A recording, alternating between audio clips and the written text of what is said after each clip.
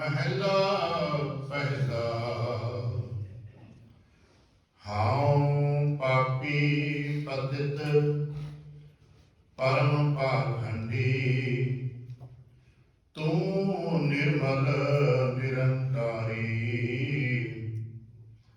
अमृत चाख परम रस राते, ठाकुर शरण तुम्हारी। हाउ पापी पतित परम पाखंडी, तू निर्मल निरंकारी। अमृत चाख परम रस राते, ठाकुर शरण तुम्हारी। करता तू मैं माण निमाणे, माण महत नाम धन पल्लै। साचै शब्द समाणे रहाओ, तू पूरा हम ऊरे होछे। तू गौरा हम हावरे, तुझ ही मन राते। अहनिस प्रभाते, हर रसना जप मन रे। तुम साचे हम तुम ही राचे, शब्द भेद फुन साचे। अहनिस नाम रते से सूचे, मर जन्मे से काचे। अवर न दिसै किस सालाही, तिस है शरीक ना कोई। प्रणवत नानक दासन दासा, गुरमत जानिया सोई। आवर न दिसै किस सालाही, तिस है शरीक ना कोई। प्रणवत नानक दासन दासा, गुरमत जानिया सोई। वाहिगुरु जी का खालसा, वाहिगुरु जी की फतेह। सतगुरु पातशाह साहब जी दे पावन दरबार दीयां हाज़रियां भरदियां गुरु पातशाह साहब जी दे अपने ही निज पावन स्वरूप शब्द नाल चित ला के जद आप सावधान ते इकाग्र चीत होए जुड़ मिल बैठे हो, पातशाह गुरुदेव जी दियां बेअंत महरहमतां ते वडियाइयां जो सत संगत विच सदा वरतदियां ने, आप उन्हां दे सांझी ते धारणी होए हो। किरपालता करना, अपने निर्मल हिरदे चों अरदास करना जो गुरु पातशाह साहब जी रहमत करना। पावन शब्द दी विचार, बोलण दा ताण ਅਤੇ ਵਿਚਾਰ ਦਾ ਪ੍ਰਵਾਹ ਬਖਸ਼ਾਂ। ਇੱਕ ਵਾਰ ਆਸੀਸ ਦਿੰਦਿਆਂ ਅੰਮ੍ਰਿਤ ਦ੍ਰਿਸ਼ਟੀ ਪਾ ਕੇ ਜਪਣਾ ਜੀ ਸਤਨਾਮ ਸ਼੍ਰੀ ਵਾਹਿਗੁਰੂ। ਗਰੀਬ ਨਿਵਾਸ ਘਟ ਘਟ ਕੇ ਵਾਸੀ ਸ਼੍ਰੀ ਅਕਾਲ ਪੁਰਖ ਵਾਹਿਗੁਰੂ ਜੀ ਦਾ ਕੋਟਾਨ ਕੋਟ ਸ਼ੁਕਰਾਨਾ ਹੈ जो सच्चे पातशाह साहब जी ने कृपा की है। संपूर्ण रैन अपने प्यार ते भाने विच बतीत कराई है। अमृत वेले दी जाग बख्शिश कीती ते इस वक्त अपने ही पावन दरबार दीयां हाज़रियां भरन दा सुभाग बख्शे। हर रोज़ की तरह अज भी अमृत वेले सच्चे साहिब की बख्शिश का दर खुलदा है। ਸਾਡੇ ਵਾਸਤੇ ਉਪਦੇਸ਼, ਜੀਵਨ ਦੀ ਜੁਗਤ ਅਤੇ ਵਿਚਾਰ ਪ੍ਰਾਪਤ ਹੁੰਦੇ ਨੇ, ਜਿਨ੍ਹਾਂ ਨੂੰ ਸਾਡੇ ਵਡੇਰੇ ਸ਼੍ਰੀ ਮੁਖਵਾਕ ਕਹਿ ਕੇ ਮਾਣ ਦਿੰਦੇ ਰਹੇ ਨੇ। ਅਤੇ ਅੱਜ ਸ਼੍ਰੀ ਮੁਖਵਾਕ ਸਾਨੂੰ ਪ੍ਰਾਪਤ ਹੋਇਆ। ਜਿਉ ਡਰਤ ਹੈ ਆਪਣਾ, ਕੈਸੇ ਕਰੀ ਪੁਕਾਰ, ਦੁਖ ਵਿਸਾਰਨ ਸੇਵਿਆ ਸਦਾ ਸਦਾ ਦਾਤਾਰ। ਇੱਕ ਖਿਆਲ ਕਿ ਸਾਡੇ ਮਨ ਵਿੱਚ ਇੱਕ ਡਰ ਹੈ, ਪੁਕਾਰ ਕੇ ਦੇਗੇ ਕਰੀਏ, ਕਿਉਂਕਿ ਸੰਸਾਰ ਦੀਆਂ ਬਹੁਤ ਸਾਰੀਆਂ ਜ਼ਰੂਰਤਾਂ, ਲੋੜਾਂ, ਕਮੀਆਂ, ਕਮਜ਼ੋਰੀਆਂ, ਜਿਨ੍ਹਾਂ ਦੇ ਕਰਕੇ ਭੈਮਾਨ ਹਾਂ, ਭੈ ਭੀਤ ਹਾਂ, ਪਰ ਜਾਵਾਂ ਕਿੱਥੇ? ਆਪਣੀ ਬੇਨਤੀ ਕਿਹਦੇ ਅੱਗੇ ਕਰਾਂ? ਕਿਉਂਕਿ ਸੰਸਾਰ ਦੇ ਵਿੱਚ ਜਿਸ ਵਿਅਕਤੀ ਨੂੰ ਜਾ ਕੇ ਕਿਤੇ ਆਪਣਾ ਦੁੱਖੜਾ ਦੱਸੋਗੇ, ਉਹ ਦੋ ਤਿੰਨ ਤਰੀਕਿਆਂ ਦੇ ਨਾਲ ਸਾਡੇ ਦੁੱਖੜੇ ਦਾ ਅੱਗੋਂ ਅੱਜ ਕੱਲ੍ਹ ਸ਼ਬਦ ਰਿਐਕਸ਼ਨ ਦਿੰਦਾ ਹੈ, ਰਿਐਕਟ ਕਰਦਾ ਹੈ। ਕਈ ਤਾਂ ਸਾਡੇ ਦੁੱਖੜੇ ਨੂੰ ਸਮਝ ਹੀ ਨਹੀਂ ਪਾਉਂਦੇ, ਵੀ ਲੈ ਵੀ ਕੋਈ ਦੁੱਖ ਐਵੇਂ ਮਾਰਦਾ ਹੈ। ਫਿਰ ਜੇ ਸਮਝ ਲੈਂਦਾ ਤਾਂ ਸਾਡੀ ਹੇਠੀ ਕਰਦਾ, ਅਪਮਾਨ ਕਰਦਾ। ਜੇ ਕੋਈ ਮਦਦ ਕਰਦਾ ਤਾਂ ਫਿਰ ਅਹਿਸਾਨ ਲੱਦ ਦਿੰਦਾ ਹੈ,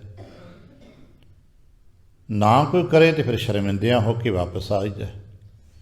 ਇਹ ਬਹੁਤ ਕੁਝ ਸਾਨੂੰ ਸੰਸਾਰ 'ਚੋਂ ਮਿਲਦਾ ਹੈ। ਇਸੇ ਕਰਕੇ ਮਹਾਰਾਜ ਨੇ ਇੱਕ ਬੜਾ ਪਿਆਰਾ ਜਿਹਾ ਬਚਨ ਦਿੱਤਾ ਹੈ, ਮਾਨੁਖ ਕੋ ਜਾਚਤ ਸ਼ਰਮ ਪਾਈ ਹੈ।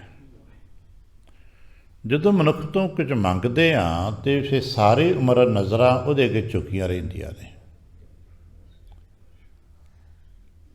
ਅੱਜ ਇਹੀ ਗੱਲ ਸਾਡੇ 'ਤੇ ਸਮਝ ਕਿਹਦੇ ਅੱਗੇ ਪੁਕਾਰ ਕਰਾਂ, ਕੈਸੇ ਕਰੀ ਪੁਕਾਰ।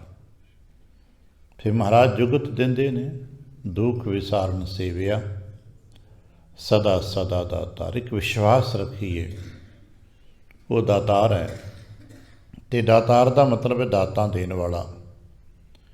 ਸਾਡੇ ਕਾਰਜ ਰਾਸ ਕਰਦਾ ਹੈ, ਕਿਤੇ ਨਾ ਕਿਤੇ ਨੂੰ ਕੋਈ ਨਾ ਕੋਈ ਵਿਧ ਬਣਾ ਦਿੰਦਾ ਹੈ। ਉਹ ਵਿਧੀਆਂ ਉਹਦੀਆਂ ਚੰਗੀਆਂ ਨੇ। ਇਸੇ ਕਰਕੇ ਅੱਗੇ ਜਾ ਕੇ ਬਚਨ, ਜਿਸ ਕਾ ਤਨ ਮਨ ਧਨ ਸਭ ਤਿਸ ਕਾ ਸੋਈ ਸੁਖੜ ਸੁਜਾਨੀ, ਤਿਨ ਹੀ ਸੁਣਿਆ ਦੁੱਖ ਸੁਖ ਮੇਰਾ ਤਾਉ ਬਿਦ ਨੀਕੀ ਖਟਾਨੀ। ਜਦੋਂ ਅਸੀਂ ਆਪਣਾ ਦੁੱਖ ਸੁੱਖ ਅਰਦਾਸ ਵਿੱਚ ਸੁਣਾਉਂਦੇ ਹਾਂ ਅਤੇ ਸੁਣਦਾ ਹੈ, ਫਿਰ ਕੋਈ ਨਾ ਕੋਈ ਵਿਧ ਬਣਾ ਦਿੰਦਾ ਹੈ। ਇਸ ਕਰਕੇ ਸਾਨੂੰ ਜਿੱਥੇ ਡਰ ਵੀ ਆਉਂਦਾ ਹੈ, ਉੱਥੇ ਵਿਸ਼ਵਾਸ ਹੈ ਕਿ ਅਸੀਂ ਆਪਣੇ ਗੁਰੂ ਕਰਤੇ ਨੂੰ ਹੀ ਦੁੱਖ ਸੁਣਾਈਏ। ਕਿਉਂਕਿ ਸਾਨੂੰ ਕੀ ਹੈ, ਜਿਵੇਂ ਆਪਾਂ ਕਦੇ ਘਰ 'ਚ ਇੱਕ ਵੀ ਗੱਲ ਸੁਣ, ਭਾਈ ਗੱਲ ਸੁਣ, ਆਪਾਂ ਘਰ 'ਚ ਕਹੀ ਨਾ ਇੱਕ ਦੂਜੇ ਨੂੰ। ਅਗਰ ਕੋਈ ਥੋੜ੍ਹਾ ਜਿਹਾ ਪਰਿਵਾਰ ਦਾ ਜੇ ਕਿਸੇ ਕਾਰਨ ਵਿਚਲਿਤ ਹੋਇਆ ਹੋਵੇ, ਘਬਰਾਇਆ ਜੇ ਹੋਵੇ, ਤਾਂ ਕਹਿੰਦਾ ਭਾਈ ਨਹੀਂ ਗੱਲ ਸੁਣ, ਪਹਿਲਾਂ ਸਮਝ, ਸੁਣ ਸੁਣ ਮੇਰੀ ਕਾਮਣੀ, ਹੇ ਜਿੰਦੇ ਗੱਲ ਸੁਣ। ਗੁਰੂ ਕੀ ਗੱਲ ਸੁਣਿਆ ਕਰ, ਕੀ ਹੋਏਗਾ? ਪਾਰ ਉਤਾਰਾ ਹੋਏ, ਤੇਰਾ ਵੀ ਪਾਰ ਉਤਾਰਾ ਹੋ ਜਾਏਗਾ। ਅਸੀਂ ਵੀ ਕਿਤੇ ਆਪਣੇ ਅੰਦਰ ਆਪਣੇ ਜਿੰਦ ਨੂੰ ਕਹਿ ਸਕੇ, ਹੇ ਜਿੰਦੇ ਤੂੰ ਵੀ ਸੁਣ, ਗੁਰੂ ਕੀ ਬਾਣੀ ਸੁਣ। ਗੁਰੂ ਕੀ ਬਾਣੀ ਹੀ ਨਾ ਸੁਣ, ਗੁਰੂ ਕੀ ਗੱਲ ਸੁਣ। ਇਹ ਗੱਲ ਜ਼ਿਆਦਾ ਕੀਮਤੀ ਹੋ ਜਾਂਦੀ ਹੈ। ਅਸੀਂ ਬਾਣੀ ਤੇ ਸੁਣ ਰਹੇ ਹਾਂ, ਪਰ ਗੁਰੂ ਕੀ ਗੱਲ ਨਹੀਂ ਸੁਣਦੇ, ਕਿਉਂਕਿ ਬਾਣੀ ਦੇ ਸਦਕੇ ਗੁਰੂ ਕੁਝ ਕਹਿ ਰਹੇ ਨੇ, ਅਸੀਂ ਉੱਥੇ ਪਹੁੰਚ ਹੀ ਨਹੀਂ ਪਾਉਂਦੇ। ਜਦ ਪਹੁੰਚ ਨਹੀਂ ਪਾਉਂਦੇ ਤਾਂ ਸੁਣ ਨਹੀਂ ਪਾਉਂਦੇ। ਸਾਨੂੰ ਇਹ ਗੱਲ, ਅਸੀਂ ਗੁਰੂ ਕੀ ਗੱਲ ਸੁਣ ਸਕੀਏ, ਅਤੇ ਜਦੋਂ ਅਸੀਂ ਗੁਰੂ ਕੀ ਗੱਲ ਸੁਣਾਂਗੇ ਅਤੇ ਤਦ ਗੁਰੂ ਵੀ ਸਾਡੀ ਗੱਲ ਸੁਣਨਗੇ। ਇਹ ਤਾਂ ਸੰਸਾਰ ਵਿੱਚ ਸਦੀਵੀ ਸਥਿਰ ਹੈ ਨਾ, ਕਿ ਜੇ ਇਸ ਦੀ ਅਸੀਂ ਸੁਣਾਂਗੇ ਉਹ ਸਾਡੀ ਸੁਣੇਗਾ, ਜਿਸ ਦੀ ਅਸੀਂ ਨਹੀਂ ਸੁਣਦੇ ਉਹ ਸਾਡੀ ਵੀ ਨਹੀਂ ਸੁਣਦਾ।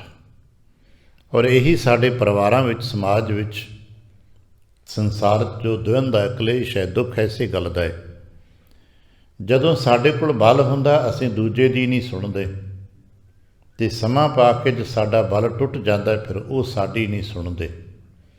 ਖਾਸ ਕਰਕੇ ਪਰਿਵਾਰਾਂ ਵਿੱਚ ਬਹੁਤ ਵੱਡਾ ਕਲੇਸ਼ ਹੁੰਦਾ, ਦੁਖਾਂਤ ਹੈ ਕਿ ਜਦੋਂ ਬੱਚੇ ਛੋਟੇ ਹੁੰਦੇ ਨੇ, ਕਈ ਵਾਰ ਨਾਦਾਨ ਹੁੰਦੇ ਨੇ, ਜ਼ਰੂਰਤ ਹੁੰਦੀ ਹੈ, ਉਦੋਂ ਉਹਨਾਂ ਦੀ ਮਾਪੇ ਨਹੀਂ ਸੁਣਦੇ, ਆਪਣਾ ਜ਼ੋਰ ਹੁੰਦਾ ਨਾ, ਚਲਾਉਂਦੇ ਨੇ, ਤੇ ਤਕਰੀਬਨ 30 ਕੁ ਸਾਲਾਂ ਦੇ ਗੈਪ ਦੇ ਬਾਅਦ ਮਾਪਿਆਂ ਦਾ ਬਲ ਘਟਣ ਲੱਗ ਪੈਂਦਾ, ਬੱਚੇ ਦਾ ਬਲ ਵੱਧ ਜਾਂਦਾ ਹੈ, ਫਿਰ ਬੱਚੇ ਨਹੀਂ ਸੁਣਦੇ। ਔਰ ਇਹ ਸਾਡੇ ਘਰ ਸਦੀਆਂ ਤੋਂ ਗੱਲ ਚੱਲਦੀ ਆ ਰਹੀ ਹੈ ਕਿ ਮਾਪੇ ਨਹੀਂ ਸੁਣਦੇ, ਬੱਚੇ ਨਹੀਂ ਸੁਣਦੇ, ਕਿਉਂਕਿ ਇੱਕ ਦੂਜੇ ਦੀ ਨਹੀਂ ਸੁਣਦੇ।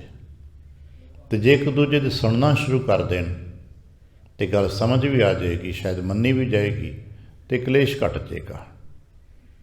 ਔਰ ਇਹਦੇ ਵਾਸਤੇ ਅੱਜ ਵੀ ਸਦੀ ਵਿੱਚ ਇੱਕੋ ਨਿਯਮ ਹੈ ਕਿ ਜਦੋਂ ਕਿਸੇ ਦੀ ਗੱਲ ਨੂੰ ਸੁਣਨਾ ਹੁੰਦਾ ਹੈ ਸਾਨੂੰ ਚੁੱਪ ਕਰਨਾ ਪੈਂਦਾ ਹੈ। ਜੇ ਅਸੀਂ ਵੀ ਬੜ ਅੱਗੋਂ ਬੋਲੀ ਜਾਈਏ ਤੇ ਉਹ ਵੀ ਬੋਲੀ ਜਾਏ ਤੇ ਫਿਰ ਗੱਲ ਸੁਣੀ ਨਹੀਂ ਜਾਂਦੀ।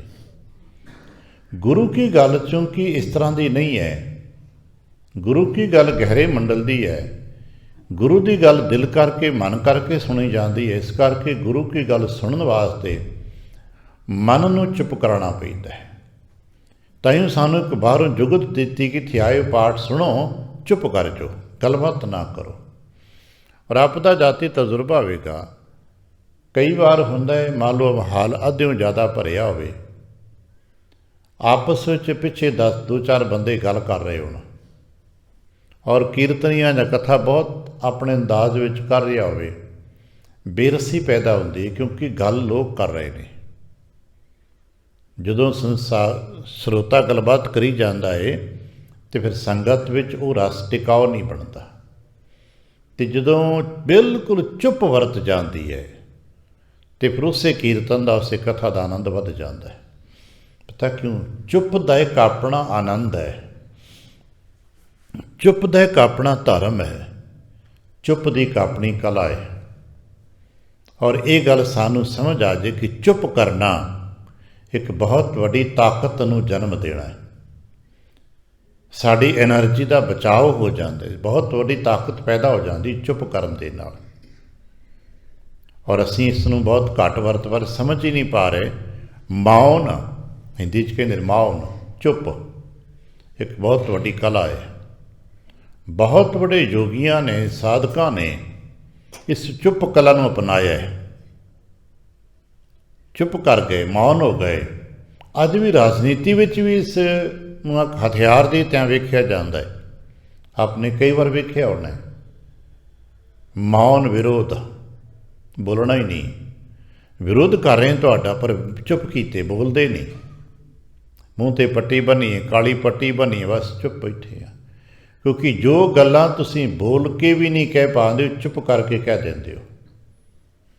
ਅਸੀਂ ਕਿਤੇ ਸਰਹਸ ਕਲਾ ਨੂੰ ਸਮਝ ਸਕੀ। ਮੌਨ, ਚੁੱਪ ਆਪਣੇ ਆਪ 'ਚ ਇੱਕ ਬਹੁਤ ਵੱਡੀ ਤਾਕਤ ਹੈ। ਜਿੱਥੇ ਬਾਹਰਲੀ ਚੁੱਪ ਜੇ ਇੰਨੀ ਵੱਡੀ ਤਾਕਤ ਹੈ, ਤੇ ਕਿਤੇ ਮਨ ਚੁੱਪ ਕਰ ਜਾਏ ਤੇ ਕਿਤਨੀ ਤਾਕਤ ਹੋਵੇਗੀ। ਕਦੇ ਤਜਰਬਾ ਕਰਨਾ, ਸਾਡਾ ਮਨ ਚੁੱਪ ਕਰ ਜਾਏ, ਉਦੋਂ ਸਾਡੇ ਤੋਂ ਉਸ ਤਾਕਤ ਨੂੰ ਸਾਂਭਿਆ ਹੀ ਨਹੀਂ ਜਾਂਦਾ। ਸ਼ਾਇਦ ਆਪ ਦਾ ਅਨੁਭਵ ਹੋਵੇ, 3 ਮਿੰਟ ਤੋਂ ਵੱਧ ਕਿਤੇ ਮਨ ਚੁੱਪ ਕੀਤਾ ਹੋਵੇ, ਬੜਾ ਮੁਸ਼ਕਲ ਹੈ। ਇੱਕ ਸ਼ਬਦ 3 ਤੋਂ 6-7 ਮਿੰਟ ਤੱਕ ਕੀਰਤਨੀਏ ਪੜ੍ਹਦੇ ਨੇ, ਗਾਉਂਦੇ ਨੇ। ਸਾਡਾ ਮਨ ਸ਼ੁਰੂਆਤ ਦੇ 2 ਤੁਕਾਂ ਤੱਕ ਤੇ ਚੁੱਪ ਕਰਕੇ ਸੁਣਦਾ ਹੈ। ਉਹਦੀ ਸ਼ਮਤਾ, ਉਹਦੀ ਸੀਮਾ ਖਤਮ ਹੋ ਜਾਂਦੀ, ਬੋਲਣਾ ਸ਼ੁਰੂ ਕਰ ਦਿੰਦਾ ਹੈ, ਕਲਪਨਾਵਾਂ ਬਣਾਉਣ ਲੱਗ ਪੈਂਦਾ, ਸੰਕਲਪ ਬਣਾਉਣ ਲੱਗ ਪੈਂਦਾ। ਯਤਨ ਕਰੀ ਸਾਡੇ ਮਨ ਦੇ ਚੁੱਪ ਦਾ ਸਮਾਂ ਵਧੇ। ਜਦੋਂ ਮਨ ਦੇ ਚੁੱਪ ਦਾ ਸਮਾਂ ਵਧਣ ਲੱਗ ਪੈਂਦਾ ਤੇ ਵੇਖਿਆ ਹੋਣਾ, ਫਿਰ ਮਨ ਦਾ ਦੂਜਾ ਪਾਸਾ ਬੇਚੈਨ ਹੁੰਦਾ, ਉਸ ਭਾਰ ਨੂੰ ਝੱਲ ਨਹੀਂ ਪਾਉਂਦਾ। ਚੁੱਪ ਬੜੀ ਵੱਡੀ ਗੱਲ ਹੈ, ਇਹ ਬਹੁਤ ਗਹਿਰੇ ਉਤਰਨਾ ਪੈਂਦਾ ਹੈ। ਔਰ ਇਹਦੇ ਵਾਸਤੇ ਸਾਨੂੰ ਇਹ ਸਵੀਕਾਰ ਕਰਨਾ ਪਏਗਾ, ਪ੍ਰਭੂ ਮੈਂ ਤੇ ਬਹੁਤ ਛੋਟਾ ਜਿਹਾ ਹਾਂ, ਤੁਸੀਂ ਤੇ ਅਬੋਲ ਅਵਸਥਾ 'ਤੇ ਜਾਣਦੇ ਹੋ। ਔਰ ਅੱਜ ਸ਼ਬਦ ਅਸੀਂ ਕੱਲ੍ਹ ਤੋਂ ਵਾਚ ਰਹੇ ਹਾਂ, ਕੁਝ ਇਹੋ ਜਿਹੀਆਂ ਹੀ ਕਲਾਵਾਂ ਨੂੰ ਪ੍ਰਗਟ ਕਰਦਾ ਹੈ। ਹੇ ਪ੍ਰਭੂ, ਤੁਸੀਂ ਬਹੁਤ ਉੱਚੇ ਹੋ, ਬਹੁਤ ਵੱਡੇ ਹੋ, ਬਹੁਤ ਪਵਿੱਤਰ ਹੋ, ਅਤੇ ਮੇਰੀ ਹਾਲਤ ਕੀ ਹੈ? ਮੈਂ ਬਹੁਤ ਛੋਟਾ ਹਾਂ, ਅਪਵਿੱਤਰ ਹਾਂ, ਪਤਿਤ ਹਾਂ, ਡਿੱਗਿਆ ਹੋਇਆ ਹਾਂ, ਨੀਚ ਹਾਂ, ਤੁਸੀਂ ਨਿਰਮਲ ਹੋ। ਹਮ ਮੈਲੇ ਤੁਮ ਉਜਲ ਕਰਤਾ, ਹਮ ਨਿਰਗੁਣ ਤੂੰ ਦਾਤਾ। ਹਮ ਮੂਰਖ ਤੁਮ ਚਤੁਰ ਸਿਆਣੇ, ਤੂੰ ਸਰਬ ਕਲਾ ਕਾ ਗਿਆਤਾ। ਮਾਧੋ ਹਮ ਐਸੇ ਤੂੰ ਐਸਾ। ਬਸ ਇਹ ਗੱਲ ਸਮਝਣੀ ਹੈ, ਮਾਧੋ ਹਮ ਐਸੇ ਤੂੰ ਐਸਾ। ਤੂੰ ਕੈਸਾ ਹੈ ਮੈਂ ਵਿਆਖਿਆ ਨਹੀਂ ਕਰ ਪਾਵਾਂਗਾ। ਪਹਿਲੀ ਗੱਲ ਉਹਦੇ ਬਾਰੇ ਪਤਾ ਨਹੀਂ ਲੱਗਦਾ, ਅਤੇ ਜਿਤਨਾ ਕੁ ਪਤਾ ਲੱਗ ਜਾਂਦਾ ਹੈ ਉਹ ਇਤਨਾ ਜ਼ਿਆਦਾ ਹੁੰਦਾ ਹੈ ਕਿ ਅਸੀਂ ਦੱਸ ਨਹੀਂ ਪਾਉਂਦੇ। ਇਹ ਗੱਲ ਨਹੀਂ ਕਿ ਉਹਦਾ ਪਤਾ ਨਹੀਂ ਲੱਗਦਾ, ਅਭਿਆਸੀਆਂ ਨੂੰ, ਪ੍ਰੇਮੀ ਜਨਾਂ ਨੂੰ ਉਹਦਾ ਅਨੁਭਵ ਹੁੰਦਾ ਹੈ, ਪਰ ਇੰਨਾ ਵੱਡਾ ਹੁੰਦਾ ਹੈ ਕਿ ਸਾਡੇ ਕੋਈ ਸ਼ਬਦ ਬੋਲ ਘੱਟ ਹੁੰਦੇ ਨੇ, ਅਸੀਂ ਉਹਦੀ ਵਿਆਖਿਆ ਕਰ ਹੀ ਨਹੀਂ ਸਕਦੇ, ਆਨੰਦ ਨੂੰ ਦੱਸ ਹੀ ਨਹੀਂ ਸਕਦੇ। ਇਸੇ ਕਰਕੇ ਜਿਨ੍ਹਾਂ ਨੇ ਉਸ ਆਨੰਦ ਨੂੰ ਮਾਣਿਆ ਚੁੱਪ ਕਰ ਜਾਂਦੇ ਨੇ, ਜਿਨ੍ਹਾਂ ਨੂੰ ਦੀ ਖਬਰ ਹੁੰਦੀ ਉਹ ਬੇਖਬਰ ਹੋ ਜਾਂਦੇ ਨੇ, ਚੁੱਪ ਕਰ ਜਾਂਦੇ ਨੇ। ਜਿਨ ਹਰ ਪਾਇਆ ਤਿਨ ਛੁਪਾਇਆ। ਸੀ ਸੋਚਦੇ ਕਿ ਸ਼ਾਇਦ ਉੱਤੇ ਪੜਦਾ ਪਾ ਰਹੇ ਨੇ, ਪੜਦਾ ਨਹੀਂ ਪਾ ਰਹੇ, ਉਹ ਛਪਾਇਆ ਕਿ ਚੁੱਪ ਹੀ ਕਰ ਗਏ ਨੇ, ਵਿਚਾਰੇ ਬੋਲ ਹੀ ਨਹੀਂ ਪਾ ਰਹੇ। ਕੀ ਦੱਸਣ ਕੈਸਾ ਦੇਖਿਆ ਆ। ਕਦੇ ਕਦੇ ਆਪ ਨੂੰ ਕੀਰਤਨ ਸੁਣਦੇ ਹਾਂ, ਪਾਠ ਕਰਦੇ ਹਾਂ, ਆਪਣਾ ਨਿੱਜ ਅਭਿਆਸ ਕਰਦੇ ਹਾਂ, ਆਨੰਦ ਤੇ ਸਰੂਰ ਹੁੰਦਾ ਹੈ। ਕੀ ਦੱਸ ਪਾਓਗੇ ਕੀ ਹੋਇਆ, ਕਿੱਦਾਂ ਦਾ ਮਹਿਸੂਸ ਨਹੀਂ ਦੱਸ। ਉਹ ਜੋ ਮਹਿਸੂਸ ਹੁੰਦਾ ਇਸ ਵਕਤ ਕੀ ਫੀਲ ਹੈ, ਕਿਉਂਕਿ ਚੇਤਨਾ ਤਾਂ ਮੁੱਕ ਰਹੀ ਹੁੰਦੀ ਹੈ, ਅਸੀਂ ਤਾਂ ਮੁੱਕ ਰਹੇ ਹੁੰਦੇ ਹਾਂ, ਦੱਸ ਹੀ ਨਹੀਂ ਪਾਵਾਂਗੇ। ਇਹੀ ਗੱਲ ਅਸਾਂ ਸਮਝਣੀ, ਬਸ ਇਤਨਾ ਹੈ ਤੂੰ ਮਾਣ ਹੈ, ਸਾਡਾ ਨਿਮਾਣਿਆਂ ਦਾ ਮਾਣ ਹੈ। ਇਸੇ ਕਰਕੇ ਤੀਸਰੇ ਪਾਤਸ਼ਾਹ ਸਾਹਿਬ ਜੀ ਦੇ ਨਾਲ ਸੰਬੰਧਿਤ ਗੱਲਾਂ ਪੜ੍ਹੇ। ਨਿਮਾਣਿਆਂ ਕੇ ਮਾਣ, ਨਿਤਾਣਿਆਂ ਕੇ ਤਾਣ, ਨਿਉਟਿਆਂ ਕੀ ਓਟ, ਨਿਗਤਿਆਂ ਕੀ ਗਤ, ਨਿਪਤਿਆਂ ਕੀ ਪਤ। ਇਹ ਬੜੇ ਬਚਨ ਨੇ, ਅਸੀਂ ਪੜ੍ਹਦੇ ਹਾਂ, ਜੋ ਸਾਡੇ ਵਡੇਰੇ ਅਰਦਾਸ ਵਿੱਚ 2-4 ਬਚਨ ਬੋਲੀ ਦੇ ਨੇ। ਦਰਅਸਲ ਜਿੱਤਾ ਕੋਈ ਨਹੀਂ ਨਾ ਉਹਦਾ ਸਾਹਿਬ ਹੈ। ਪੰਜਾਬੀ ਦੇ ਪੁਰਾਣੇ ਸ਼ਾਇਰਾਂ 'ਚੋਂ ਵਜੀਦ ਇੱਕ ਬਹੁਤ ਵੱਡੇ ਸ਼ਾਇਰ, ਉਹਨਾਂ ਕਿਹਾ ਵੀ ਜਿਸ ਦਾ ਕੋਈ ਨਹੀਂ ਹੁੰਦਾ ਨਾ, ਉਸ ਦਾ ਵਸੀਲਾ ਸਾਹਿਬ ਆਪ ਬਣ ਜਾਂਦਾ ਹੈ। ਵਾਹ ਮੇਰੇ ਦਾਤਾ, ਵਾਹ ਮੇਰੇ ਮੌਲਾ, ਅਜਬ ਤੇਰੀ ਹੈ ਲੀਲਾ ਹੋ, ਜਿਸ ਬੰਦੇ ਦਾ ਕੋਈ ਨਾ ਬਣਦਾ ਤਿਸ ਦਾ ਬਣੇ ਵਸੀਲਾ ਹੋ। ਜਦੋਂ ਦੁਨੀਆ ਦੇ ਸਾਰੇ ਸਾਥ ਛੱਡ ਜਾਂਦੇ ਨੇ, ਤੂੰ ਬਣ ਜਾਣਾ ਹੈ। ਔਰ ਇਹੀ ਗੱਲ ਸਾਨੂੰ ਸਮਝ ਰਹੇ ਕਿ ਭਾਈ ਅਸੀਂ ਸਮਝ ਸਕੀਏ, ਜਦੋਂ ਸਾਰੇ ਆਸਾਂ ਉਮੀਦਾਂ ਟੁੱਟ ਜਾਂਦੀਆਂ ਤੇ ਉਦੋਂ ਪ੍ਰਭੂ ਜੀ 'ਤੇ ਅਗਰ ਵਿਸ਼ਵਾਸ ਬਣਿਆ ਰਹੇ ਤੇ ਪ੍ਰਭੂ ਜੀ ਮਦਦ ਕਰਦੇ ਨੇ। ਕੱਲ੍ਹ ਅਸੀਂ ਵਾਚ ਰਹੇ ਸਾਂ, ਤੁਝ ਹੀ ਮਨ ਰਾਤੇ ਅਹਨਿਸ ਪ੍ਰਭਾਤੇ, ਹਰ ਰਸਨਾ ਜਪ ਮਨ ਰੇ। ਇੱਕ ਬੇਨਤੀ ਹੋਰ ਕਰਦੇ ਹਾਂ, ਜਗਤ ਗੁਰੂ ਗੁਰੂ ਨਾਨਕ ਸਾਹਿਬ ਜੀ ਕੀ ਬਾਣੀ ਜੋ ਮਹੱਲੇ ਪਹਿਲੇ ਦੇ ਰੂਪ ਵਿੱਚ ਹੈ ਨਾ, ਇਹ ਫਿਲਾਸਫੀਕਲ ਹੁੰਦੀ ਹੈ। ਇਹਦੀ ਇੱਕ ਇੱਕ ਤੁਕ ਦੇ ਵਿੱਚ ਵੀ 3-3 ਭਾਵ ਹੁੰਦੇ ਨੇ, 2-2 ਵਿਸ਼ਰਾਮ, 3-3 ਵਿਸ਼ਰਾਮਾਂ ਦੇ ਨਾਲ ਅੱਧੀ ਅੱਧੀ ਤੁਕ ਦੇ ਵਿੱਚ ਵੱਡੀ ਵੱਡੀ ਗੱਲ ਕਹੀ ਜਾਂਦੀ ਹੈ। ਲਫ਼ਜ਼ ਥੋੜ੍ਹੇ ਨੇ, ਗੱਲਾਂ ਵੱਡੀਆਂ ਨੇ। ਉਹਨਾਂ ਵੱਡੀਆਂ ਗੱਲਾਂ ਨੂੰ ਫਿਰ ਐਕਸਪਲੇਨ ਕਰਦਿਆਂ ਤੀਸਰੇ ਪਾਤਸ਼ਾਹ, ਚੌਥੇ ਪਾਤਸ਼ਾਹ ਤੇ ਪੰਜਵੇਂ ਪਾਤਸ਼ਾਹ ਨੇ ਉਹਨਾਂ ਹੀ ਭਾਵਾਂ ਨੂੰ ਖੁੱਲ੍ਹੇ ਖੁੱਲ੍ਹੇ ਸ਼ਬਦਾਂ ਦੇ ਵਿੱਚ ਲਿਖਿਆ, ਵਿਆਖਿਆਵਾਂ ਕੀਤੀਆਂ ਨੇ ਖੁੱਲ੍ਹੀਆਂ। ਤੇਰੇ ਨਾਲ ਮਨ ਕਰਕੇ ਜੁੜੇ ਨੇ, ਦਿਨ ਰਾਤ ਜੁੜੇ ਨੇ, ਫਿਰ ਮੈਂ ਕੀ ਕਰਾਂ। ਹੇ ਮਨਾ ਤੂੰ ਵੀ ਜਪ, ਤੂੰ ਮਨ ਕਰਕੇ ਜਪ। ਅਤੇ ਜਦੋਂ ਮਨ ਕਰਕੇ ਜਪੀਏ ਤਾਂ ਭਾਵ ਕੈਸਾ ਹੋਣਾ ਚਾਹੀਦਾ ਹੈ। ਇਹ ਕਦੇ ਅਸੀਂ ਆਪਣੇ ਅੰਦਰ ਸੋਚੀਏ ਕਿ ਜਦੋਂ ਵੀ ਆਪਾਂ ਕਿਤੇ ਬੈਠੇ ਜਾਪ ਕਰਦੇ ਹਾਂ, ਇਕਾਂਤ ਬੈਠੇ ਹਾਂ ਜਾਂ ਹੁਣੇ ਬੈਠੇ ਹਾਂ, ਭਾਵ ਕੈਸਾ ਹੋਵੇ, ਕਿਉਂਕਿ ਭਾਵ ਹੀ ਭਗਤੀ ਨੂੰ ਜਨਮ ਦਿੰਦਾ ਹੈ। ਪਾਠ ਕਰਦਿਆਂ ਕਰਦਿਆਂ ਪੜ੍ਹੇ, ਭਾਵ ਬਿਨ ਭਗਤ ਨਾ ਹੋਏ ਤੇਰੀ। ਅਤੇ ਆਪਾਂ ਉਸ ਨੂੰ ਭਗਤੀ ਕਰ ਰਹੇ ਹੁੰਦੇ ਹਾਂ, ਜਪ ਕਰ ਰਹੇ ਹੁੰਦੇ ਹਾਂ। ਕੀਮਤ ਸਾਡੇ ਭਾਵਾਂ ਦੀ ਹੈ, ਨਾ ਕਿ ਬੋਲੇ ਹੋਏ ਬੋਲਾਂ ਦੀ। ਬੋਲਣ ਨੂੰ ਤਾਂ ਅਸੀਂ ਜਪਜੀ ਸਾਹਿਬ ਪਾਠ ਕਰ ਲਈਏ, ਸੁਖਮਨੀ ਸਾਹਿਬ ਕਰ ਲਈਏ, ਕਿਸੇ ਹੋਰ ਪਾਵਨ ਬਾਣੀ ਦਾ ਪਾਠ, ਕਿਸੇ ਸ਼ਬਦ ਦਾ ਪਾਠ ਕਰ ਲਓ। ਗਿਆਨੀ ਮੰਨਦੇ ਨੇ ਸਭ ਦੀ ਇੱਕੋ ਮਿਠਾਸ ਹੈ, ਕਿਉਂਕਿ ਇੱਕੋ ਬਾਣੀ, ਇੱਕੋ ਗੁਰੂ, ਇੱਕੋ ਭਾਵ, ਇੱਕੋ ਵਿਚਾਰ ਹੈ, ਮਿਠਾਸ ਇੱਕੋ ਹੀ ਹੈ। ਠੀਕ ਹੈ, ਬਾਹਰੋਂ ਸਾਨੂੰ ਲੱਗਦਾ ਵੀ ਅਸੀਂ ਜਪਜੀ ਸਾਹਿਬ ਕੋ ਪਾਠ ਕਰਦੇ ਹਾਂ, ਸੁਖਮਨੀ, ਉਹਦਾ ਰਸ, ਤਾਕਤ, ਮਿਠਾਸ, ਤੰਦਰੁਸਤੀ ਇੱਕੋ ਹੀ ਹੈ। ਉਦੋਂ ਬਾਣੀ ਪੜ੍ਹਦਿਆਂ ਹੋਇਆਂ ਸਾਡੇ ਮਨ ਵਿੱਚ ਜਿਹੜੇ ਭਾਵ ਆਉਣੇ ਹੁੰਦੇ ਨਾ, ਉਹ ਭਾਵ ਕੀਮਤੀ ਹੁੰਦੇ ਨੇ। ਅਤੇ ਜਿਸ ਭਾਵਨਾ ਕਰਕੇ, ਜਿਸ ਭਾਵ ਕਰਕੇ ਅਸੀਂ ਪੜ੍ਹ ਰਹੇ ਹੁੰਦੇ ਹਾਂ, ਅਸਲ ਵਿੱਚ ਸਾਡੀ ਮੰਗ ਅਤੇ ਸਾਡੀ ਅਰਦਾਸ ਉਹ ਸਾਡੇ ਭਾਵ ਹੀ ਹੁੰਦੀ ਹੈ।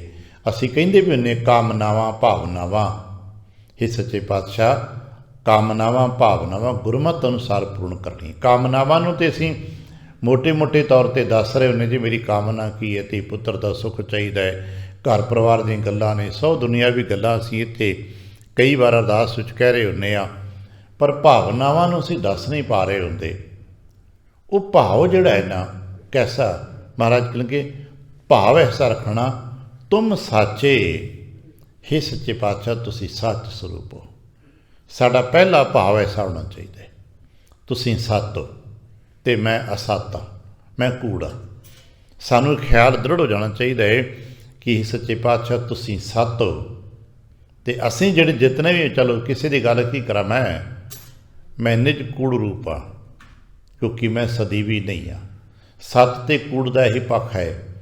तुसीं सदीवी हो, सदा सलामत निरंकार हो, ते मैं सदा सलामत थोड़ा, मैं ते कूड़ हाँ।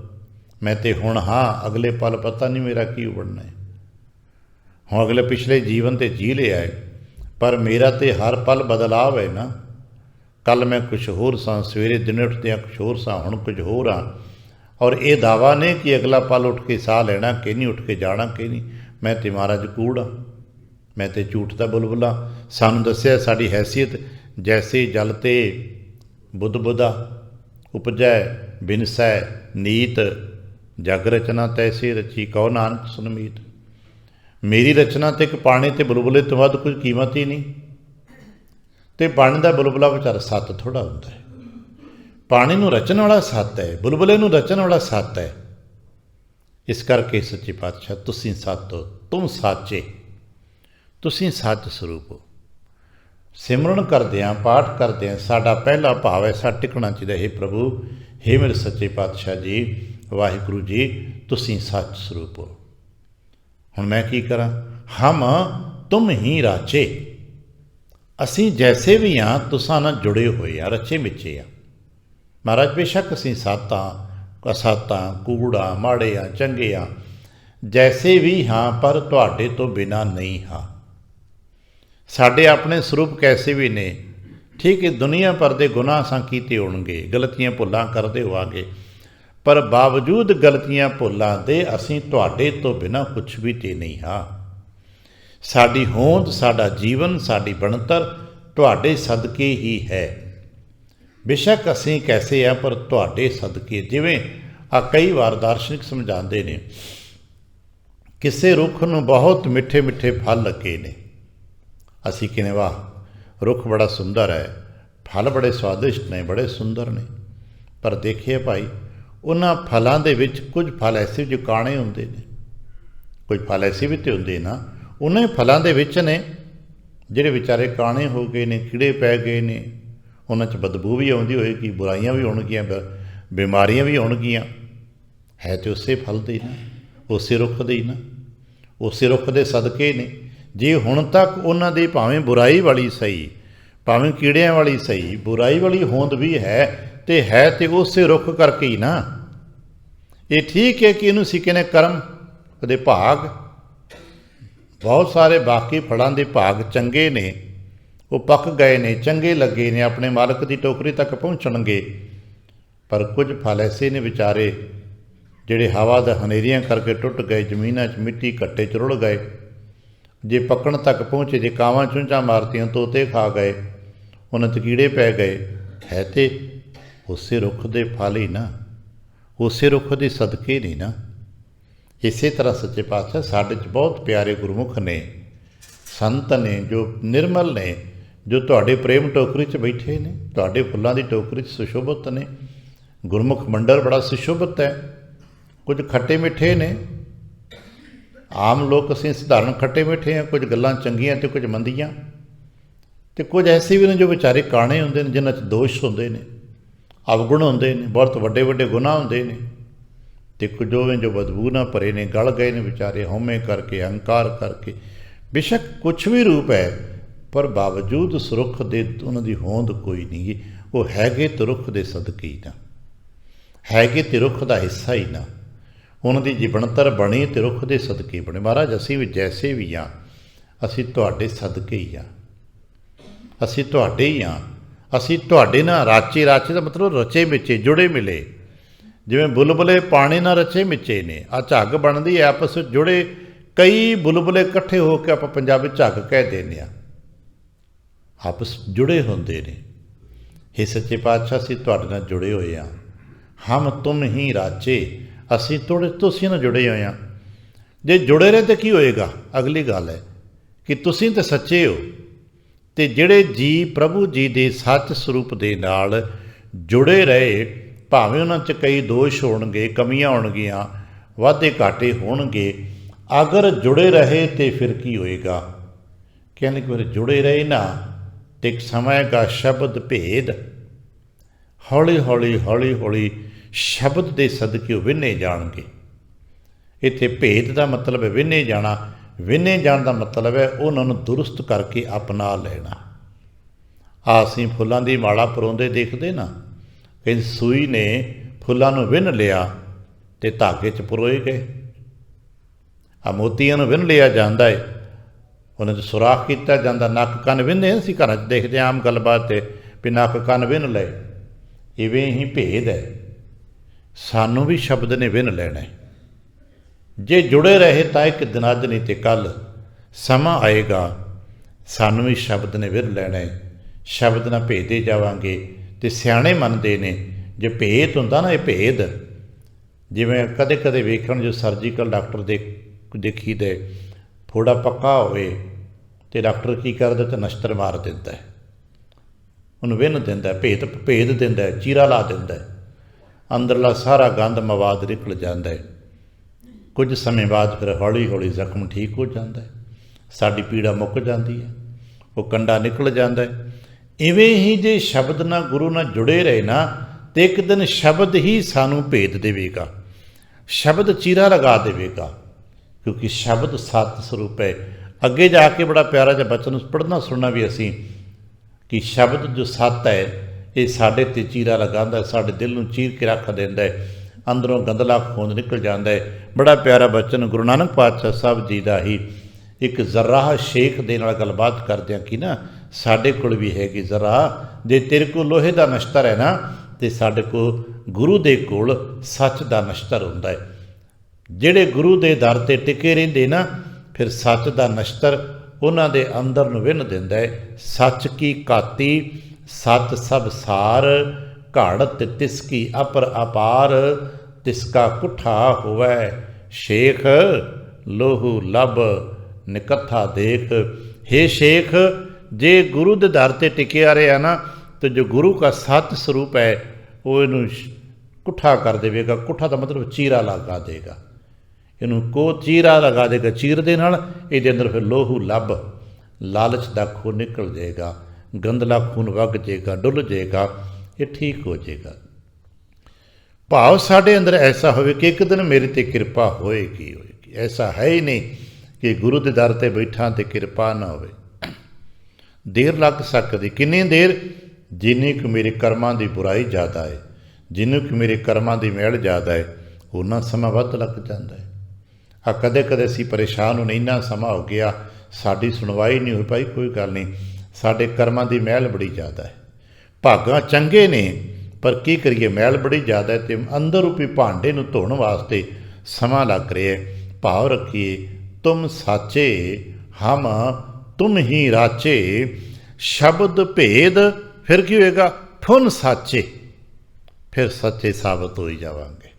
ਕਿਉਂਕਿ ਜੇ ਜੁੜੇ ਗਏ, ਫੁਨ ਕਹਿੰਦੇ ਨੇ ਦੁਬਾਰਾ ਪੁਨಃ, ਫਿਰ ਪੁਨಃ ਸੱਚੇ ਹੀ ਸਾਬਤ ਹੋ ਜਾਵਾਂਗੇ, ਕਿਉਂਕਿ ਅਸੀਂ ਸੱਚ ਦੇ ਹੀ ਹਿੱਸਾ ਹਾਂ।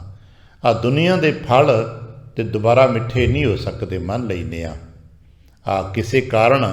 ਜੇ ਕਿਸੇ ਫਲ ਨੂੰ ਦੇਖੀਏ ਉਹ ਕਾਣੇ ਹੋ ਗਏ ਨੇ, ਜਾਂ ਉਹਨਾਂ 'ਚ ਬੁਰਾਈ ਪੈਦਾ ਹੋ ਗਈ, ਵਿਕਾਰ ਹੋ ਗਿਆ, ਬਦਬੂ ਆ ਰਹੀ, ਮਿਠਾਸ ਮਰ ਗਈ ਹੈ, ਹੁਣ ਉਹ ਦੁਬਾਰਾ ਮਿਠਾਸ ਨਹੀਂ ਪ੍ਰਾਪਤ ਕਰ ਸਕਦੇ, ਕਿਉਂਕਿ ਫਲ ਰੁੱਖ ਨੂੰ ਆਪਣੇ ਆਪ ਟੁੱਟ ਕੇ ਡਿੱਗ ਪੈਣੇ, ਪ੍ਰਤੱਖ ਹੋ ਜਾਣੇ ਨੇ, ਰੁੱਖ ਤਿਆਗ ਦਿੰਦਾ ਉਹਨਾਂ ਨੂੰ। ਪਰ ਸਾਡਾ ਗੁਰੂ ਕਰਤਾ, ਗੁਰੂ ਰੁੱਖ ਕਦੇ ਕਿਸੇ ਨੂੰ ਤਿਆਗਦਾ ਨਹੀਂ। ਬਸ ਸਾਡੇ 'ਤੇ ਹੈ ਕਿ ਅਸੀਂ ਤਿਆਗਦੇ ਹਾਂ ਕਿ ਨਹੀਂ ਤਿਆਗਦੇ, ਇਹ ਸਾਡੇ 'ਤੇ ਕਿ ਅਸੀਂ ਛੱਡਦੇ ਹਾਂ ਕਿ ਨਹੀਂ ਛੱਡਦੇ। ਅਗਰ ਅਸਾਂ ਨਾ ਛੱਡਿਆ ਪੱਲਾ, ਅਤੇ ਫਿਰ ਸਾਨੂੰ ਗੁਰੂ ਇੱਕ ਦਿਨ ਸਾਨੂੰ ਮਿਠਾਸ ਨਾਲ ਭਰ ਦੇਵੇਗਾ, ਇੱਕ ਦਿਨ ਫਿਰ ਸਾਡੇ ਅੰਦਰ ਅੰਮ੍ਰਿਤ ਭਰ ਦੇਵੇਗਾ, ਇੱਕ ਦਿਨ ਫਿਰ ਸਾਡੇ ਅੰਦਰ ਇੱਕ ਬੜਾ ਪਿਆਰਾ ਬਚਨ, ਫਿਰ ਮਰਦਾ ਬਹੁੜ ਜਿਵਾਇਆ ਰਾਮ, ਬਿਹਾਗੜੇ ਵਿੱਚ ਆਪ ਨੇ ਬਚਨ ਪੜ੍ਹਿਆ ਹੋਣਾ, ਗੁਰ ਅੰਮ੍ਰਿਤ ਹਰ ਮੁਖ ਚੋਇਆ, ਫਿਰ ਮਰਦਾ ਬਹੁੜ ਜਿਵਾਇਆ ਰਾਮ। ਜਦੋਂ ਟਿਕਿਆ ਰਹਿੰਦਾ ਹੈ, ਮਰਦੇ ਮਰਦੇ ਦੇ ਮੁੱਖ 'ਚ ਫਿਰ ਗੁਰੂ ਅੰਮ੍ਰਿਤ ਚੋ ਹੀ ਦਿੰਦਾ। ਅੱਜ ਨਹੀਂ ਤੇ ਕੱਲ੍ਹ ਅਸੀਂ ਦੇਖਿਆ, ਜਿਹਨੂੰ ਅਸੀਂ 40 ਮੁਕਤੇ ਕਹਿੰਦੇ ਹਾਂ, ਇਹ ਕੌਣ ਨੇ? ਕਿਸੇ ਕਾਰਨਾਂ ਕਰਕੇ ਇਹਨਾਂ ਦੇ ਸੰਗੀਆਂ ਸਾਥੀਆਂ ਦੇ ਬਹੁ ਗਿਣਤੀ ਵਿੱਚੋਂ ਲਿਖ ਦਿੱਤਾ ਗਿਆ, ਮਹਾਰਾਜ ਅਸੀਂ ਤੇਰੇ ਸਿੱਖ ਨਹੀਂ ਆ। ਉਹਨੇ ਕਿਹਾ ਕੋਈ ਗੱਲ ਨਹੀਂ, ਲਿਖ ਦਿੱਤਾ ਨਾ, ਕੋਈ ਗੱਲ ਨਹੀਂ, ਪਰ ਬਹੁਤੀ ਦੂਰ ਨਹੀਂ ਗਏ, ਟੁੱਟੇ ਨਹੀਂ। ਫਿਰ ਦੇਖਿਆ ਨਾ, ਮਰਦਿਆਂ ਨੂੰ ਅੰਮ੍ਰਿਤ ਚੁਆਇਆ ਨਾ, ਦੂਰ ਦਸ਼ਮੇਸ਼ ਨੇ ਆਪਣੀ ਰਹਿਮਤਾਂ ਦਾ ਮੀਂਹ ਬਰਸਾਇਆ। ਤੇ ਫਿਰ ਕਿਹਾ ਨਾ, ਮੇਰੇ ਮੁਕਤੇ ਨੇ, ਮੇਰੇ ਪਿਆਰੇ ਨੇ। ਸ਼ਬਦ ਭੇਦ, ਸ਼ਬਦ ਦੇ ਸਦਕੇ ਸਾਡਾ ਹਿਰਦਾ ਵਿੰਨਿਆ ਜਾਏਗਾ ਤੇ ਪੁਨ ਸਾਚੇ ਪੁਨಃ ਅਸੀਂ ਸੱਚੇ ਸਾਬਤ ਹੋ ਜਾਵਾਂਗੇ, ਅਸੀਂ ਸੱਚੇ ਹੋ ਜਾਵਾਂਗੇ ਬਸ਼ਰਤੇ ਜੁੜੇ ਰਹੇ ਤਾਂ। ਇਸ ਕਰਕੇ ਕੀ ਕਰੀਏ? ਐਨਿਸ ਨਾਮ ਰਤੇ ਸੇ ਸੂਚੇ। ਐਨਿਸ ਕਹਿੰਦੇ ਨੇ ਦਿਨ ਰਾਤ, ਜਿਹੜੇ ਜੀ ਦਿਨ ਰਾਤ ਪ੍ਰਭੂ ਜੀ ਦਾ ਨਾਮ ਜਪਦੇ ਰਹਿੰਦੇ ਨੇ, ਦਿਨ ਰਾਤ ਪ੍ਰਭੂ ਜੀ ਦੇ ਦਰ 'ਤੇ ਟਿਕੇ ਰਹਿੰਦੇ ਨੇ, ਪਏ ਰਹਿੰਦੇ ਨੇ। ਅਸੀਂ ਕਦੇ ਕਦੇ ਮਹਿਸੂਸ ਕਰਦੇ, ਜੇ ਸਮਝ ਸਕੀਏ, ਜੇ ਸ਼ਾਂਤ ਚਿੱਤ ਆਪਣੇ ਅੰਦਰ ਦੀ ਬਿਰਤੀਆਂ ਨੂੰ ਜੋੜ ਸਕੀਏ, ਇਹਨਾਂ ਰਹੱਸਾਂ ਨੂੰ ਜਾਣ ਸਕੀਏ। ਕਈ ਸਾਡੇ 'ਚ ਜੀ ਨੇ ਜੀ ਬਹੁਤ ਬਾਣੀਆਂ ਪੜ੍ਹਦੇ ਨੇ, ਸਾਡੇ 'ਚ ਹੋਣਗੇ ਨਾ, ਬਹੁਤ ਜਾਪ ਕਰਦੇ ਨੇ, ਬਹੁਤ ਬਾਣੀਆਂ ਪੜ੍ਹਦੇ ਨੇ। ਕੁਝ ਜੀ ਐਸੇ ਹੁੰਦੇ ਨੇ ਜੇ ਬਹੁਤ ਬਾਣੀਆਂ ਨਹੀਂ ਪੜ੍ਹ ਪਾਉਂਦੇ। ਅਸੀਂ ਉਹਨਾਂ ਦੇ ਬਾਰੇ ਚੰਗੇ ਮੰਦੇ ਬੋਲਦੇ ਰਹਿੰਦੇ ਹਾਂ। ਸਮਾਜਿਕ ਧਾਰਾਵਾਂ ਨੇ, ਸਮਾਜਾਂ ਦੇ ਲੋਕਾਂ ਦੇ ਖਿਆਲ ਨੇ। ਪਰ ਇੱਕ ਗੱਲ ਦੇਖਣਾ, ਜਿਹੜੇ ਆਪਣੇ ਆਪ ਤੇਜ਼ੀ ਦੇ ਨਾਲ ਬਹੁਤ ਬਾਣੀਆਂ ਪੜ੍ਹਦੇ ਨੇ, ਉਹਨਾਂ ਦੇ ਜੀਵਨ 'ਚ ਮਿਠਾਸ ਘੱਟ ਹੁੰਦੀ ਹੈ। ਕਿ ਮੈਂ ਕਰਨਾ ਗੱਲ ਕੌੜੀ ਜੀ ਹੈ। ਪਤਾ ਕਿਉਂ? ਬਹੁਤਾ ਪੜ੍ਹਨ ਦੇ ਨਾਲ ਹੰਕਾਰ ਜਨਮ ਲੈ ਲੈਂਦਾ। ਉਹਨਾਂ ਨੂੰ ਹੰਕਾਰ, ਲੈ ਸਾਡੇ ਵਰਗਾ ਤਾਂ ਪਾਠੀ ਕੋਈ ਨਹੀਂ, ਮੈਂ ਤਾਂ ਪੱਕਾ ਨਿਤਨੇਮੀ ਜੀ, ਮੈਂ ਤਾਂ ਇੰਨੀ ਬਾਣੀ ਕਰਦਾ। ਜਿਹੜਾ ਘੱਟ ਪੜ੍ਹਦਾ ਹੈ ਨਾ, ਉਹਦੇ ਅੰਦਰ ਇੱਕ ਭਾਵ ਅਰਦਾਸਤਾ ਬਰਕਰਾਰ ਰਹਿੰਦਾ ਹੈ। ਆਪਣੀ ਗਲਤੀ, ਆਪਣੀ ਕਮੀ ਉਸ ਨੂੰ ਕੁਰੇਦਦੀ ਰਹਿੰਦੀ ਹੈ, ਉਹਨੂੰ ਟੁੰਬਦੀ ਰਹਿੰਦੀ, ਤੇਰੇ 'ਚ ਕਮੀ ਹੈ, ਤੇਰੇ 'ਚ ਕਮੀ ਹੈ, ਤੇਰੇ 'ਚ ਕਮੀ ਹੈ, ਤੂੰ ਅਰਦਾਸ ਕਰ, ਤੂੰ ਅਰਦਾਸ ਕਰ। ਤੂੰ ਅਰਦਾਸ ਕਰਦਾ ਕਰਦਾ ਕਰਦਾ ਕਰਦਾ ਟਿਕਿਆ ਰਹਿੰਦਾ ਹੈ। ਅਤੇ ਜੋ ਟਿਕਿਆ ਰਹਿੰਦਾ ਨਾ ਲੰਬੇ ਸਮੇਂ ਤੱਕ, ਉਹ ਫਿਰ ਮੰਜ਼ਿਲ ਪਾ ਹੀ ਲੈਂਦਾ ਹੈ। ਅਤੇ ਦੂਜੇ ਨੱਠਣ ਭੱਜਣ ਵਾਲੇ ਪੜ੍ਹੇ ਆਏ, ਪੜ੍ਹੇ, ਨੱਠ ਕੇ ਪੜ੍ਹੇ, ਬੜਾ ਕੁਝ ਕੀਤਾ, ਫਿਰ ਆਪਣੀ ਮੈਂ ਮੇਰੀ ਹੰਕਾਰ 'ਚ ਵੜ ਗਏ, ਉਹ ਖੱਟ ਨਹੀਂ ਪਾਉਂਦੇ, ਪ੍ਰਾਪਤੀਆਂ ਨਹੀਂ ਕਰ ਪਾਉਂਦੇ। ਗੁਰੂ ਨਾਨਕ ਜੀ ਦਾ ਘਰ ਸਹਿਜ ਦਾ ਘਰ ਹੈ। ਇੱਥੇ ਟਿਕਾਓ ਦਾ ਮਾਰਗ ਹੈ। ਇੱਥੇ ਟਿਕੇ ਰਹਿਣਾ ਲੰਬੇ ਸਮੇਂ ਤੱਕ। ਐਨਿਸ ਨਾਮ ਰਤੇ ਸੇ ਸੂਚੇ। ਮਹਾਰਾਜ ਕਹਿੰਦੇ ਕਿ ਜਿਹੜੇ ਜੁੜੇ ਰਹਿੰਦੇ ਨੇ ਨਾ, ਉਹ ਸੁੱਚੇ ਰਹਿੰਦੇ ਨੇ। ਕਿਉਂਕਿ ਸੂਚੇ ਦਾ ਭਾਵ, ਇੱਥੇ ਫਿਰ ਕੱਲ੍ਹ ਵੀ ਆਪਾਂ ਵਾਚ ਰਹੇ ਸਾਂ, ਸੁੱਚੇ ਦਾ ਭਾਵ ਕੇਵਲ ਸਰੀਰ ਨੂੰ ਧੋਣਾ ਨਹੀਂ ਹੈ। ਅਸੀਂ ਸੋਚਦੇ ਹਾਂ ਕਿ ਬੜੇ ਸੁੰਦਰ ਕੱਪੜੇ ਪਾ ਲਏ, ਵਧੀਆ ਸਾਬਣ ਨਾਲ ਸਰੀਰ ਧੋ ਲਿਆ, ਦਿਹਾੜੀ 'ਚ 10-15 ਵਾਰੀ ਅਸੀਂ ਹੱਥ ਧੋ ਲਏ, ਅਸੀਂ ਤਾਂ ਭਾਈ ਸੁੱਚੇ ਰਹਿੰਦੇ ਹਾਂ। ਨਾ ਭਾਈ, ਇੱਦਾਂ ਸੁੱਚੇ ਨਹੀਂ ਹੋਈਦਾ, ਇੱਦਾਂ ਸਾਫ ਸੁਥਰੇ ਹੋਈਦਾ। ਸੁੱਚੇ ਹੋਣ ਵਾਸਤੇ ਕੁਛ ਹੋਰ ਕਰਨਾ ਪੈਂਦਾ। ਸੁੱਚੇ ਹੋਣ ਵਾਸਤੇ ਕਰਨਾ ਪੈਂਦਾ ਹੈ, ਇਸ ਮਨ ਨੂੰ ਸੁੱਚਾ ਰੱਖਣਾ ਪੈਂਦਾ ਹੈ। ਮਨ ਦੇ ਵਿੱਚ ਕੀ ਹੁੰਦਾ ਹੈ? ਮਨ ਵਿੱਚ ਕ੍ਰੋਧ ਹੁੰਦਾ ਹੈ, ਮਨ ਵਿੱਚ ਕਾਮ ਹੁੰਦਾ ਹੈ। ਬੜਾ ਪਿਆਰਾ ਬਚਨ ਹੈ, ਸੋ ਸੂਚਾ ਜੇ ਕ੍ਰੋਧ ਨਿਵਾਰੈ।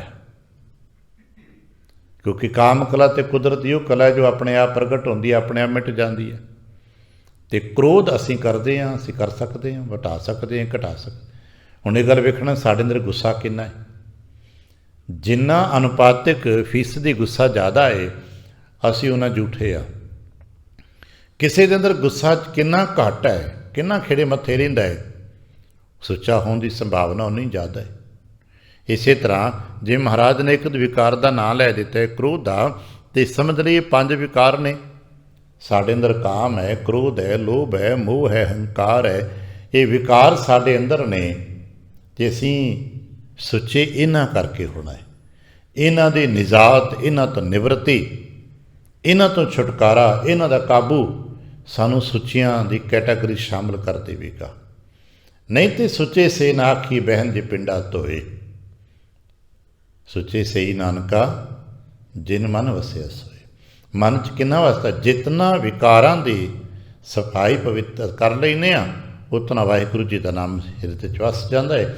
ਅਸੀਂ ਉਤਨੇ ਹਿੱਸੇ ਸੁੱਚੇ ਹੋ ਜਾਂਦੇ ਹਾਂ, ਅਸੀਂ ਉਹਨੇ ਪਰਸੈਂਟੇਜ ਸੁੱਚੇ ਹਾਂ। ਦਸ਼ਮੇਸ਼ ਮਹਾਰਾਜ ਜੀ ਦਾ ਬਚਨ ਜੋ ਗਾਥਾਵਾਂ ਸਾਖੀ 'ਚ ਅਸੀਂ ਕਈ ਵਾਰ ਪੜ੍ਹਿਆ ਸੁਣਿਆ, ਅਸੀਂ ਫਿਰ ਸਮਝ ਸਕੀਏ ਕਿ ਇੱਕ ਨੌਜਵਾਨ ਨੇ ਜਦੋਂ ਪਾਣੀ ਦਾ ਕਟੋਰਾ ਭਰ ਕੇ ਮਹਾਰਾਜ ਦੇ ਅੱਗੇ ਪੇਸ਼ ਕੀਤਾ ਹੈ, ਅਤੇ ਮਹਾਰਾਜ ਨੇ ਛਕਣ ਤੋਂ ਇਨਕਾਰ ਕਰਤਾ। ਨਾ ਭਾਈ, ਇਹ ਜਲ ਸਾਡੇ ਪੀਣ ਯੋਗ ਨਹੀਂ ਹੈ। ਕਹਿਣ ਲੱਗਾ ਜੀ ਕਟੋਰਾ ਸੁੱਚਾ ਹੈ, ਮਾਂਜ ਧੋ ਕੇ ਲਿਆਂਦਾ ਨਵਾਂ ਕਟੋਰਾ ਹੈ, ਜਲ ਵੀ ਸੁੱਚਾ ਹੈ, ਛੂਇਆ ਨਹੀਂ ਕਿਸੇ ਨੇ। ਮਹਾਰਾਜ ਕਹਿਣ ਲੱਗੇ ਨਹੀਂ, ਜਲ ਤੇ ਕਟੋਰਾ ਤੇ ਠੀਕ ਹੈ, ਸਾਫ ਸੁਥਰਾ ਹੈ, ਪਰ ਤੇਰੇ ਹੱਥ ਠੀਕ ਨਹੀਂ ਗੇ। ਕਹਿਣ ਲੱਗਾ ਮਹਾਰਾਜ ਮੇਰੇ ਹੱਥ ਸਾਫ ਸੁਥਰੇ ਨੇ, ਮੈਂ ਚੰਗੇ ਵਧੀਆ ਤਰੀਕੇ ਦੇ ਨਾਲ ਜੋ ਬਣਤਰ ਬਣ ਸਕਦੀ ਸੀ ਖਾਰ ਆਦਿਕ ਦੇ ਨਾਲ, ਜਿਹਨੂੰ ਆਪਾਂ ਅੱਜ ਕੱਲ੍ਹ ਸਾਬਣ ਕਹਿੰਦੇ ਹਾਂ, ਮੈਂ ਹੱਥਾਂ ਨੂੰ ਖਾਰ ਦੇ ਨਾਲ ਸਾਫ ਕੀਤਾ ਹੈ। ਦੇਖੋ ਮੇਰੇ ਹੱਥਾਂ 'ਤੇ ਕਿਸੇ ਪ੍ਰਕਾਰ ਦਾ ਕੋਈ ਦਾਗ ਨਹੀਂ, ਕੋਈ ਮੈਲ ਨਹੀਂ। ਮਹਾਰਾਜ ਕਹਿਣ ਲੱਗੇ ਅਸੀਂ ਥੋੜ੍ਹਾ ਕਹਿੰਦੇ ਕਿ ਤੇਰੇ ਹੱਥ ਮੈਲੇ ਨੇ, ਅਸੀਂ ਕਹਿੰਦੇ ਸੁੱਚੇ ਨਹੀਂ ਗੇ। ਤੇਰੇ ਹੱਥ ਸਾਫ ਸੁਥਰੇ ਨੇ ਪਰ ਤੇਰੇ ਹੱਥ ਸੁੱਚੇ ਨਹੀਂ ਗੇ। ਕਹਿਣ ਲੱਗਾ ਮਹਾਰਾਜ ਜੀ ਗੱਲ ਮੇਰੀ ਸਮਝ 'ਤੇ ਆਉਂਦੀ ਕੋਈ ਨਾ ਕਿ ਸਾਫ ਸੁਥਰਿਆਂ ਤੇ ਸੁੱਚਿਆਂ 'ਚ ਕੀ ਭੇਤ ਹੁੰਦਾ ਹੈ।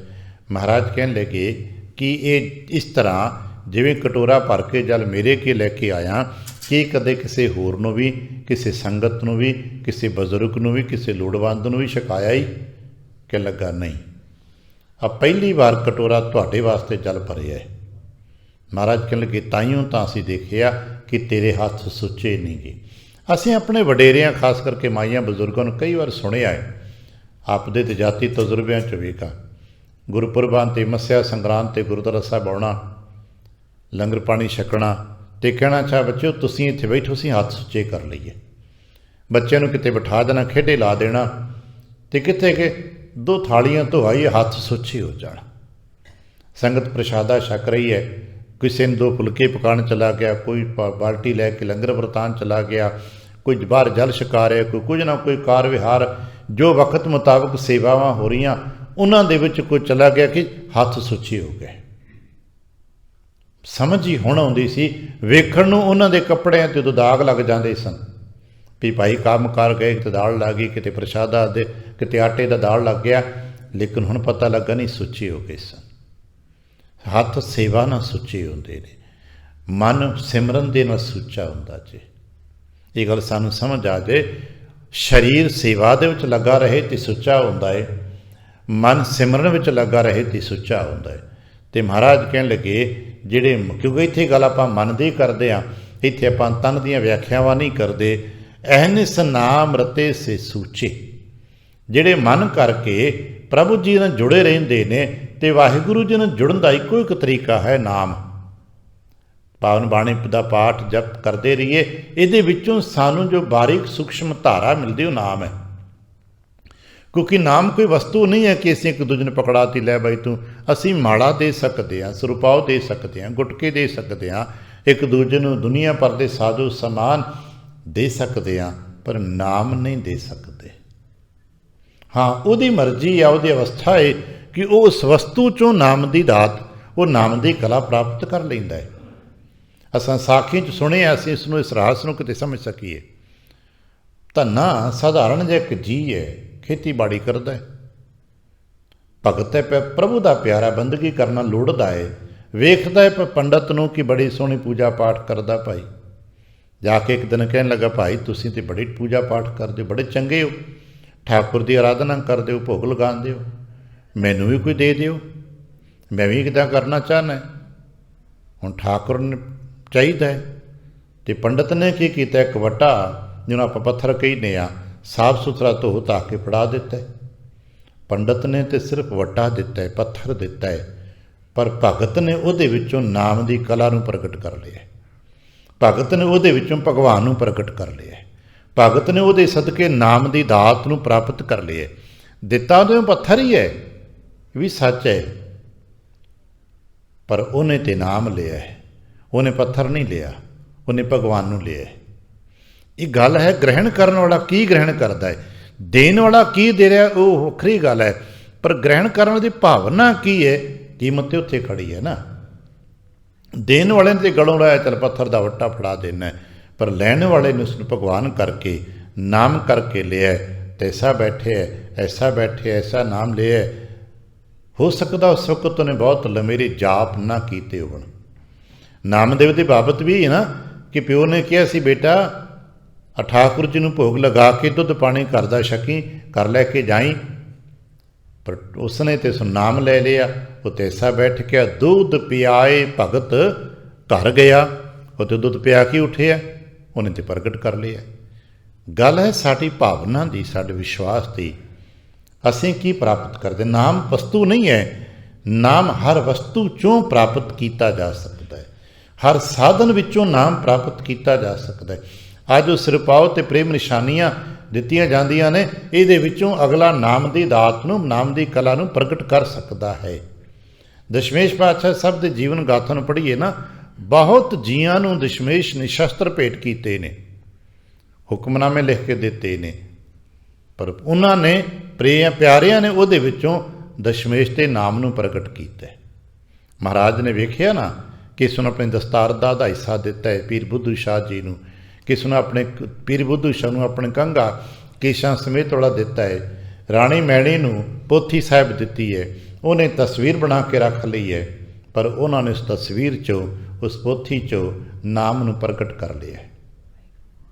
ਗੱਲ ਸਾਡੇ 'ਤੇ ਕਿ ਸਾਨੂੰ ਕੀ ਮਿਲਿਆ, ਮਾਇਨਾ ਵਸਤੂ ਦਾ ਨਹੀਂ ਹੁੰਦਾ, ਮਾਇਨਾ ਸਾਡੀ ਭਾਵਨਾ ਦਾ ਹੈ ਕਿ ਅਸੀਂ ਉਹਦੇ 'ਚੋਂ ਨਾਮ ਨੂੰ ਪ੍ਰਗਟ ਕਰ ਪਾਉਂਦੇ ਹਾਂ।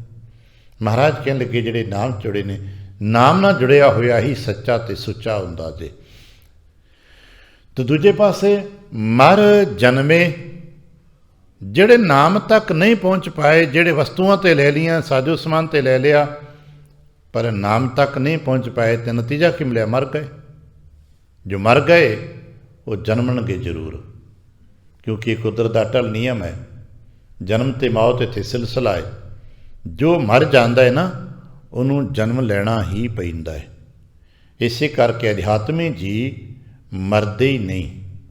ਸੰਸਾਰ 'ਚ ਇੱਕ ਖਿਆਲ ਹੈ ਨਾ, ਅਸੀਂ ਕਦੇ ਕਦੇ ਉਹਦੇ ਚੁਟਕਲੇ ਬਣਾ ਲੈ ਕੇ ਮਰਨ ਤੋਂ ਡਰ ਲੱਗਦਾ ਹੈ। ਕੋਈ ਜੀ ਮਰਨਾ ਨਹੀਂ ਚਾਹੁੰਦਾ, ਪਤਾ ਕਿਉਂ? ਇੰਨਾ ਗਿਆਨ ਦੀ ਕਲਾ ਪਤਾ ਹੈ ਕਿ ਜੇ ਮਰ ਗਏ ਤੇ ਫਿਰ ਜਨਮ ਲੈਣਾ ਹੀ ਪੈਣਾ। ਇਸੇ ਕਰਕੇ ਲੋਕਾਂ ਦੇ ਵਿੱਚ ਅੰਮ੍ਰਿਤ ਦੀ ਚਾਹਤ ਹੈ, ਸਦੀਆਂ ਤੋਂ ਰਹੀ ਹੈ ਕਿ ਮੈਨੂੰ ਐਸਾ ਕੁਛ ਮਿਲ ਜਾਏ ਜਿਹਦੇ ਨਾਲ ਮੌਤ ਟਲ ਜਾਏ, ਮਰਾਂ ਨਾ, ਕਿਉਂਕਿ ਜੇ ਮਰ ਗਏ ਤੇ ਜਨਮ ਲੈਣਾ ਪਏਗਾ, ਤੇ ਮੌਤ ਤੇ ਜਨਮ ਦੁੱਖ ਹੈ। ਭਗਤਾਂ ਨੇ ਇਸ ਕਰਕੇ ਉਹੋ ਜਿਹੇ ਅੰਮ੍ਰਿਤ ਦੀ ਗੱਲ ਨਹੀਂ ਕੀਤੀ ਕਿ ਅੰਮ੍ਰਿਤ ਮਿਲੇ ਤੇ ਦੇਖੋ ਜੀ ਮੈਂ 100 200 400 ਸਾਲ ਤੱਕ ਇੱਦਾਂ ਬੈਠਾ ਰਹਾਂਗਾ, ਨਹੀਂ। ਭਗਤਾਂ ਨੇ ਦੱਸਿਆ ਕਿ ਨਹੀਂ, ਉਹ ਅੰਮ੍ਰਿਤ ਮੌਤ ਟਲ ਜਾਏ ਉਹ ਅਵਸਥਾ ਹੈ। ਸੁਰਤ ਬਿਰਤੀ ਕਰਕੇ ਤੇ ਇੱਦਾਂ ਉੱਚਾ ਉੱਠ ਜਾ ਜਿੱਥੇ ਮੌਤ ਦਾ ਅਸਰ ਨਾ ਹੁੰਦਾ ਹੋਵੇ।